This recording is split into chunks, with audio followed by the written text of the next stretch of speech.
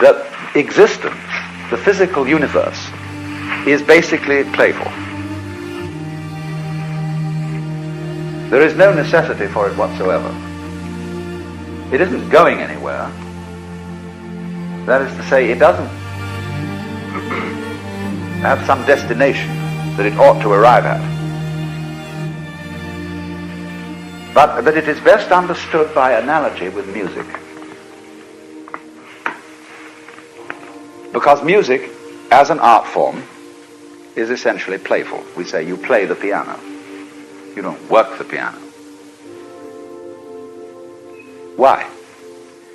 Music differs from, say, travel. When you travel, you are trying to get somewhere.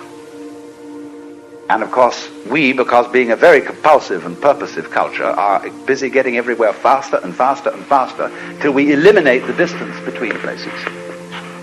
So you eliminate the distance and you eliminate the journey. Because the fun of the journey is to travel, not to obliterate traveling. In music, though, one doesn't make the end of a composition. If that were so, the best conductors would be those who played fastest. And there would be composers who wrote only finales. People go to a concert just to hear one crashing chord, because that's the end. Same way in dancing. You don't aim at a particular spot in the room. That's where you should arrive. The whole point of the dancing is the dance. Now, but we don't see that as something brought by our education into our everyday conduct. We've got a system of schooling which gives a completely different impression. It's all graded. And what we do is we put the child into the corridor with a kind of, come on, kitty, kitty, kitty. And yeah, you go to kindergarten, you know. And that's a great thing, because when you finish that, you'll get into first grade. And then, come on, first grade leads to second grade, and so on. And then you get out of grade school, and you've got high school, and it's revving up, the thing is coming. Then you're going to go to college, and by Jove, then you get into graduate school. And when you're through with graduate school, you go out to join the world. And then you get into some racket where you're selling insurance. And they've got that quota to make. And you're going to make that. And all the time, this thing is coming. It's coming. It's coming. That great thing, the success you're working for. Then when you wake up one day about 40 years old, you say, my God, I've arrived. And you don't feel very different from what you always felt.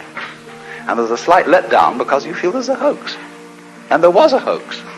A dreadful hoax. They made you miss everything by expectation. Look at the people who live to retire and put those savings away. And then when they're 65, they don't have any energy left. They're more or less impotent. And they go and rot in an old people's, senior citizens community. Because we've simply cheated ourselves the whole way down the line.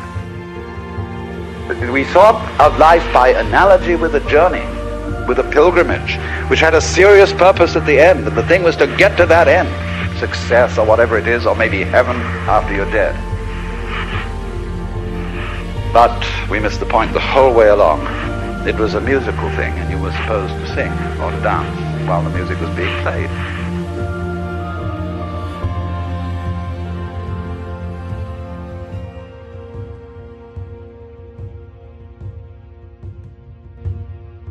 You taught me the courage of stars before you left. How life